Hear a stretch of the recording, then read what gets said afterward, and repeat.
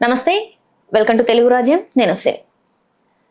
AP deputy CM Pawan Kalyan గారు తెలంగాణ గురించి గతంలో చూసుకున్నట్టయితే తెలంగాణ అంటే నాకు చాలా ఇష్టం, అక్కడ అసలు సెల్ఫ్ రెస్పెక్ట్ ఎక్కువ ఉంటుంది, అక్కడ ప్రజలకి అది ఇది అని చెప్పేసి చాలా వరకు మాట్లాడారు, అసెంబ్లీలో కూడా మాట్లాడారు.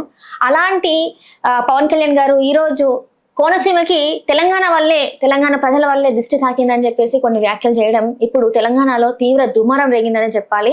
ఇక్కడ ఉన్న తెలంగాణ రాష్ట్ర రాజకీయ నాయకులు ఎవరైతే ఉన్నారో వాళ్ళు కూడా తగిన కౌంటర్ కూడా ఇస్తున్నారు.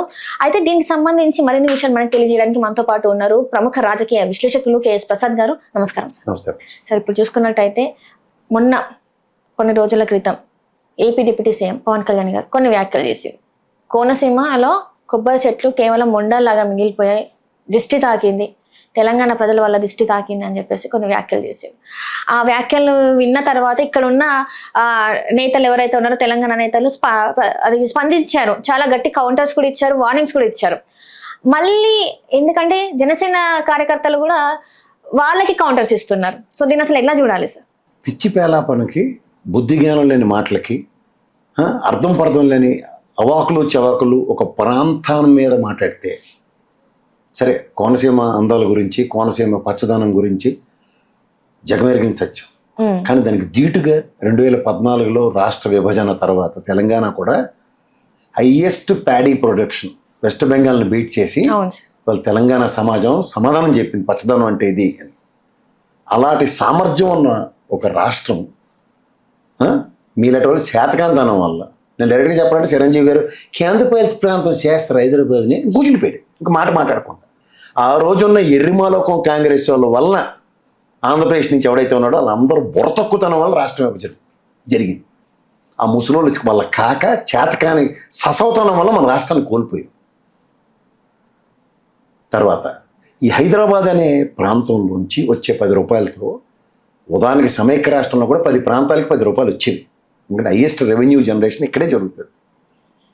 సో ఇవేవి తెలియకుండా అసలు ఇక్కడ పౌరుషాల గడ్డ తెలంగాణ, ఇక్కడ తెలంగాణ సాయుధ పోరాటాలు కానీ లేదా తెలంగాణ ఉద్యమ నేపథ్యాలు కానీ బుద్ధి జ్ఞానం అవడానికి తెలిస్తే ఇక్కడ రాష్ట్రం ఏర్పడిందే మన మనోభావాలు, ప్రాంతీయతత్వం మీద, ప్రాంతంలో మనం మాట్లాడుతున్న తెలుగు భాష యొక్క ఐడెంటిటీ కోసం రాష్ట్రంలో రామారావు గారు చెప్పిన మాట ఏదైతే ఉంటే తెలుగువాడని గర్వంగా పిలుచుకునే నేపథ్యంలో కూడా ఉపతత్వం అంటాను నేను.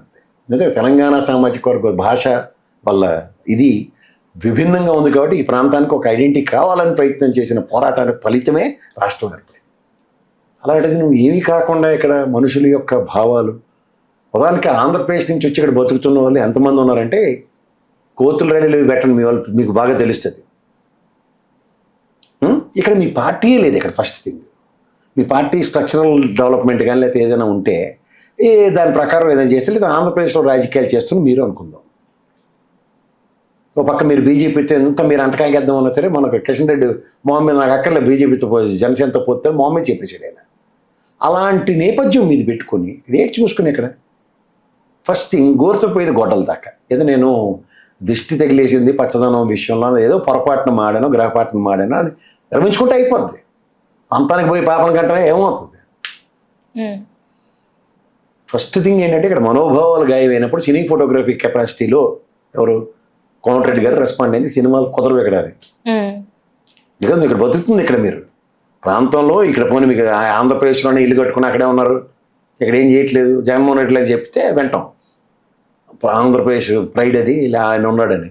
ఇక్కడ మీరు అనవసరంగా ఇక్కడే బతుకుతూ ఇక్కడే ఫామ్ హౌస్లో ఆవుల వెనకాల తిరుగుకుంటూ చెట్లు మొక్కలు నీళ్ళు పెట్టుకుంటూ తిరుగుతూ ఇక్కడ ఇల్లు ఏమో నంది హిల్స్లోనే అక్కడ ఇల్లు కట్టుకుని ఇక్కడ ఉండి ఈ ప్రాంతంలో ఉన్న వాళ్ళ గురించి మీరు ఇష్టం లేని మాడితే అసలు ఎవరెవరు మీకు దృష్టి పెడతారు?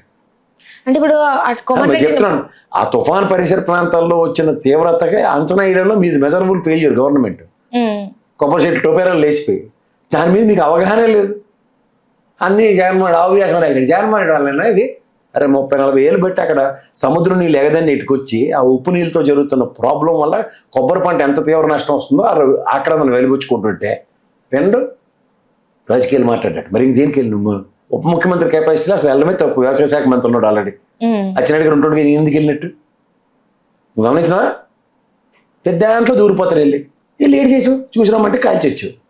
దాని పర్యవసానం ఇవాళ లాక్కోలేక పీక్కోలేక చేస్తున్నాం. వీళ్ళు వదలరు. తెలంగాణలో ఒకసారి సెంటిమెంట్ మొదలైందంటే క్షమాపేక్షలు ఉండవు. అంటే ఇప్పుడు జనసేన వాళ్ళు ఉన్నారు, శిరీష అంటే రాయపాటి అరుణ, సంపత్ నాయక్ వాళ్ళు తెలంగాణ నాయకులకే మళ్ళీ కౌంటర్స్ ఇస్తూ వీడియోలు తీసి పెడుతున్నారు. మా సినిమాలు ఎట్లా, మా నాయకుడు సినిమాలు ఎట్లా ఆడనివ్వకుండా అది ఆడితే బిక్కు బిక్కులు ఆడుకుంటూ ఒక 2 రోజులు ఇప్పుడున్న పరిస్థితుల్లో. అండ్ ఇంకొక ఆమె వెంకట్ బల్మూరి గారు కూడా మాట్లాడితే, మీరు క్షమాపణ చెప్పాలని మాట్లాడితే తను కూడా శిరీష అనే వ్యక్తి కౌంటర్ గా ఎట్లా ఏమని అయ్యా జాగిరా అని చెప్పేసి ఇట్లాంటి మాటలు మాట్లాడుతున్నాయి. ఇది కరెక్ట్ అంటారా? ఇస్తారు, వాళ్ళు సమాధానం ఇస్తారు, ఇవ్వకుండా ఉండరు. వాళ్ళ ఆర్గ్యుమెంట్లు అవన్నీ మనకు అనవసరం. మనం ఇందులో గమనించవలసిన విషయం అంటే సినిమా ఫోటోగ్రఫీ మినిస్టర్ గా కోమటిరెడ్డి గారు ఇచ్చింది టక్కని స్టిక్కర్. అలాగే జడ్చర్ల ఎమ్మెల్యే గారు అనిరుద్ రెడ్డి గారు ఖచ్చితమైన సమాధానం అడుగుతున్నాడు. They're asking and they're reminding for sorry. ఆ పదం విరమించుకుని సారీ చెప్పమంటున్నారు. అది పొరపాటును దొరికిన పదమే కాదంటలేదు, కానీ అది సందర్భానుచితం మాడాలి కదా. తలతోక లేకుండా తీరువతను లేకుండా మాడితే అంటే ఇట్లాంటి మాటలు మాట్లాడవచ్చా? ఇక్కడే ఉంటూ ఇక్కడ ఇప్పుడు ఎవరైతే కార్యకర్తలు కూడా ఉన్నది ఇక్కడే ఉండి కూడా మాట్లాడడం ఎంతవరకు కరెక్ట్? అంటే వాళ్ళు నిజమైన తెలంగాణ వాదులు కాదన్నట్టే కదా, అలా కూడా చూసుకోవచ్చు. ఇందులో తెలంగాణ వాదం అదంతా కాదమ్మా. కాదంటారు. 2 రాష్ట్రాలు విడిపోయి ఒక సూర్యోద్భవ వాతావరణంలో ఇక్కడ సెటిలర్స్ తో కూడిన తెలంగాణలో బ్రహ్మాండంగా బతుకుతున్నారు అందరూ. ఎవరికీ కష్టం లేదు. ఇటు నుంచి వెళ్ళి అక్కడ బతికినోడు ఎవరు లేడు. ఇది గమనించి మనం ఫస్ట్ అంచేత ఒక హార్మోనీని డిస్టర్బ్ చేయడానికి మీరు ఎవరు? ఈ సినిమా అన్నది ఒక కాన్సెప్ట్. మీరు ఇవాళ సినిమా ఆన్యము అన్నది ఫ్యాన్స్ పరంగా మీరు రెస్పాండ్ అవ్వండి, నో కాంట్రడిక్షన్. కానీ ఆయన ఒక డిప్యూటీ చీఫ్ మినిస్టర్ పదవిలో ఉండి ఆంధ్రప్రదేశ్ నడిబొడ్డులో ఉన్న ఉభయ గోదావరి జిల్లాలో ఒక తెలంగాణ ప్రాంతం గురించి మాట్లాడిన మాట ఆక్షేపణీయం. అది విత్డ్రా చేసుకోవాలి. తెలా తోక లేకుండా వీళ్ళు ఫ్యాన్స్ ఆ సినిమా ఆన్యకపోతే మా హీరో మా ఇష్టం అవన్నీ అసందర్భ పేలాపనల కింద చూడాలి. సినిమా కాదు ఇక్కడ కాన్సెప్ట్. ప్రాంతాన్ని ఒక అవహేళనకరమైన ఒక పదంతో ఉచ్చరించబడింది. మనం దిష్టి పెట్టేవాళ్ళం అని కాదు కదా. తెలంగాణ ప్రజలు ఇక్కడ సామాజిక వర్గం ఎప్పుడు దిష్టి పెట్టే కార్యక్రమం లేదు. సమైక్య రాష్ట్రంలో కోనసీమ రాష్ట్రం ప్రాంతం గురించి కూడా ఇక్కడ ఎంతో గర్వంగా చెప్పుకునే వాళ్ళం కదా. ప్రైడ్ ఆఫ్ ఆంధ్రప్రదేశ్ అనే చెప్పేవాళ్ళం, అవునా కదా. కానీ ఇప్పుడు ఉన్న పరిస్థితుల్లో వైపరీత్యాన్ని అవగాహన రాహిత్యంతో చేసిన దగ్గర మనం ఏం చేయగలుగుతాం? ఓకందని మోతా తుఫాన్ గాలులకి ఏదైనా జరుగుతుంది. ప్రళయం, అది ప్రళయాన్ని ప్రాంతంతో ముడిపెడితే ఎట్లా? ఇప్పుడున్న పరిస్థితులలో మరి పవన్ కళ్యాణ్ గారు సారీ చెప్పే అవకాశం ఉందంటారా? చెప్తారంటారా? ఖచ్చితంగా చెప్పాలా. నాకు తెలిసి చంద్రబాబు గారి నోటీస్లోకి వెళ్తే పిలిచి 2 గట్టి క్లాస్ పీక్ మరి చెప్పిస్తారు నాకు తెలిసినంత వరకు. అవుతుంది ఇది ఖచ్చితంగా. అంటే ఒక లెటర్ కూడా సోషల్ మీడియాలో వైరల్ అవుతుంది.